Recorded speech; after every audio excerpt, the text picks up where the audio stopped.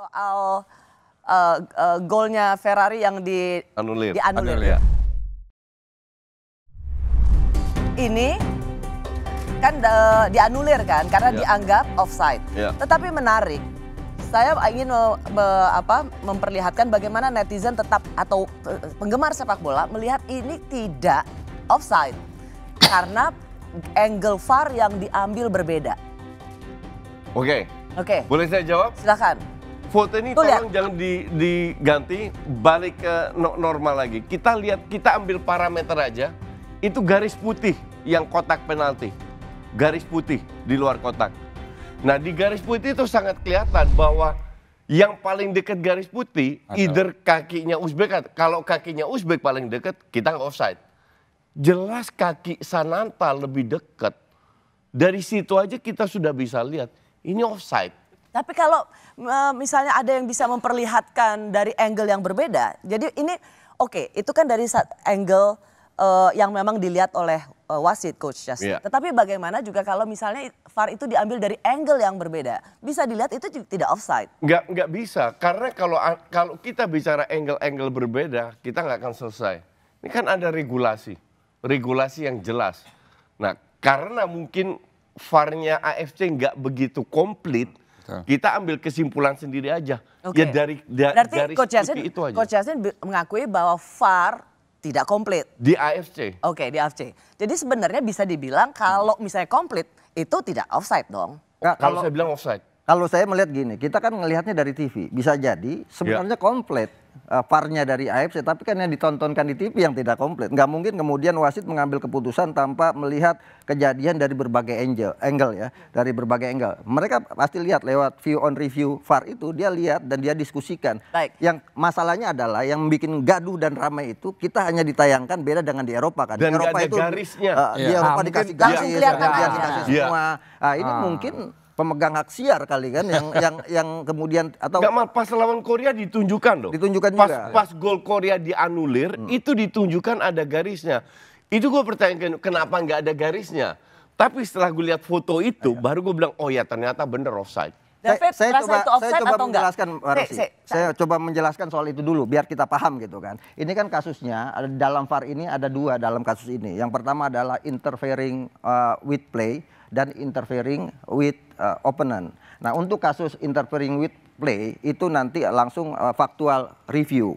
Jadi wasit langsung mengambil ijtihad. Tapi kalau kasusnya gol Ferrari ini dengan offside-nya Sananta ini interfering with opponent. Jadi harus view on review VAR yang harus dilakukan. Kenapa? Dalam kasus ini interfering with opponent itu ada 3. Yang pertama adalah soal challenge of the ball.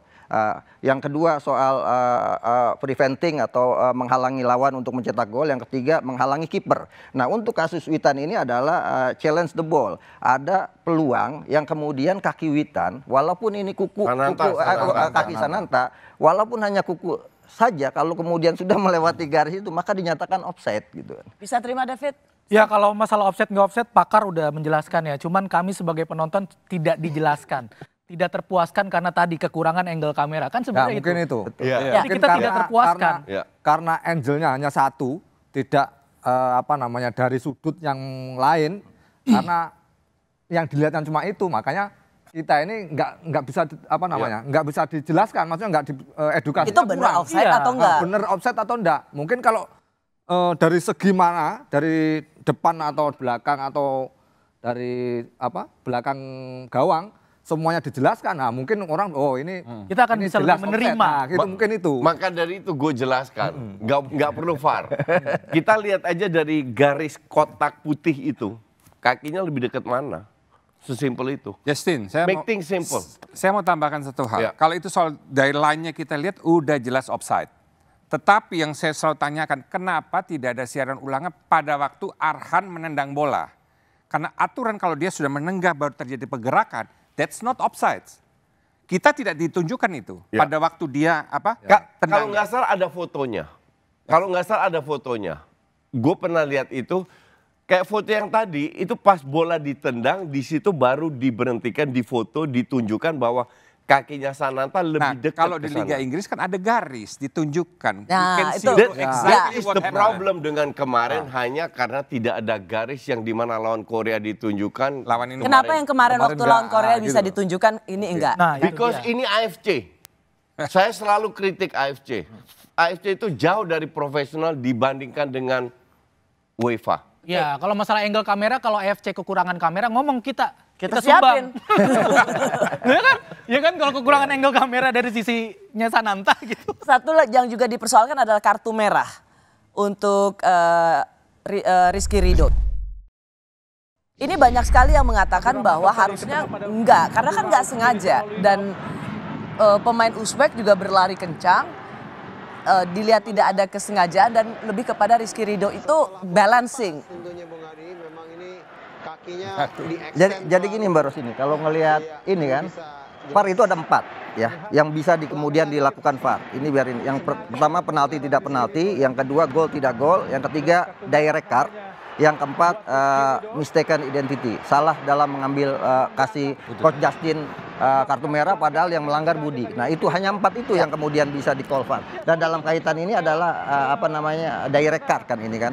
Nah ini kalau lihat point of kontaknya adalah ada Arhan kakinya yang masuk ke alat vital pemain yang dianggap membahayakan sehingga kemudian perlu di kartu merah. Hal ini kan terjadi juga dengan Sananta di partai melawan Qatar gitu kan, karena Sananta Oke, kalau bisa dipersingkat, jadi memang dia pantas, Rizky Ridho pantas mendapatkan karena ini dianggap kartu membahayakan keselamatan pemain. Jadi meskipun sebenarnya kalau dilihat ini David bisa ikut menyuarakan apa yang menjadi suara penggemar bola bahwa Uzbeknya juga larinya kencang, dia tidak langsung secara direct ingin menendang, tapi Rizky lebih Ridho kepada tidak keseimbangan. berusaha untuk menghindar, Ya. menurunkan kakinya. Betul. Dia tetap kakinya seperti ini, strength footnya, pull sepatunya ke alat vitalnya, enggak berusaha untuk menghindar itu. Nah, itulah yang kemudian lihat wasit VAR itu, lihat VAR ini membahayakan. Saya tanya pemain deh, pantas nggak diganjar kartu merah kalau dilihat sebenarnya tidak ada unsur kesengajaan untuk melukai kompetitor? Sebenarnya kalau yang dilihat seperti ini, itu Rizky Ridho itu menurut saya nggak beruntung. Jadi emang sial menurut saya. Karena itu dia tidak bisa menghindar. Ya. Itu menurut saya gitu. Karena kalau kita sudah main gitu, itu kan cepet banget itu. Mau dia sebenarnya kalau seumpama dia nyocor gini, dia kakinya tuh nyocor, itu bisa menghindar, dia agak bisa. Tapi kalau begini ini agak susah loh. Kalau posisinya begini, nariknya ini agak susah. Gitu. Itu kalau dibilang karena balancingnya kan. Apalagi dengan power dia tendangnya. Nah, dengan power dan kecepatan pemain Uzbek yang untuk masuk itu. Betul. Itu. Tapi kalau dia pakai nyoncong gini, ini nariknya cepet. Mungkin nggak ada pelanggaran, merah nggak ada mungkin. Tapi karena dia pakai kaki dalam, akhirnya kalau pakai kaki dalam kan dia harus keseimbangan tadi. Iya, betul. Nah, mungkin karena itu aja kalau menurut saya. Lebih karena sial aja ya, karena memang dia kan kita kadang lihat ada pemain yang memang kasar, yang memang kalau bisa nyakitin. Tapi kan VAR tidak melihat niat tidak niat. Itu jelas. Memangnya dia ahli spiritual, bisa mengecek hati. Justru kan dengan itu kita kan ngelihat dari movementnya itu dia seperti ada kesengajaan ingin melukai apa enggak. Jadi ini lebih kepada sial aja ya, karena memang dia sebenarnya tidak ada niat untuk ke situ. Dan wasit menerapkan aturan yang textbook. Ya. He doesn't feel the game.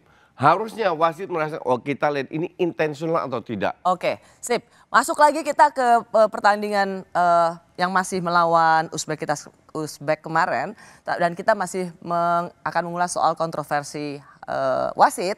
Karena VAR ini adalah satu teknologi yang maju, tetapi banyak orang juga menganggap apakah ini awal dari malapetaka.